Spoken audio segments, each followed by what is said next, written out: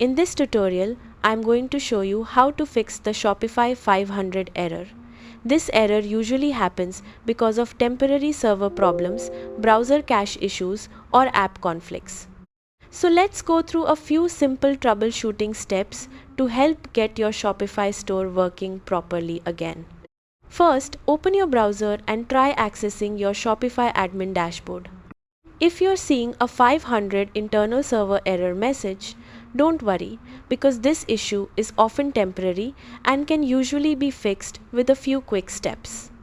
Start by refreshing the page or reopening Shopify in a new browser tab. If the error still appears, look for your browser menu icon in the top right corner of the screen. This is usually shown as 3 dots or lines depending on your browser. Click on the menu and open the Privacy and Security section. Now locate the option called Clear Browsing Data or Delete Browsing Data and click on it. Next, choose Cached Images, Cookies and Site Data. Clearing this information helps remove corrupted files that may be causing conflicts with Shopify. After selecting the data, click Clear Data to continue. Once the process finishes, completely close your browser and reopen it. Now try logging back into your Shopify store again.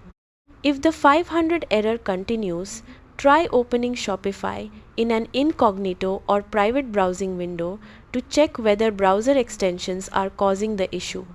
You can also temporarily disable browser extensions or switch to another browser to test the connection. Another helpful step is checking your internet connection and making sure Shopify services are online. If the problem still isn't resolved, it may be related to Shopify servers or a third-party app conflict. In that case, contact Shopify support for additional assistance. And that's it. You've successfully learned how to troubleshoot and fix the Shopify 500 error. Thanks for watching and goodbye.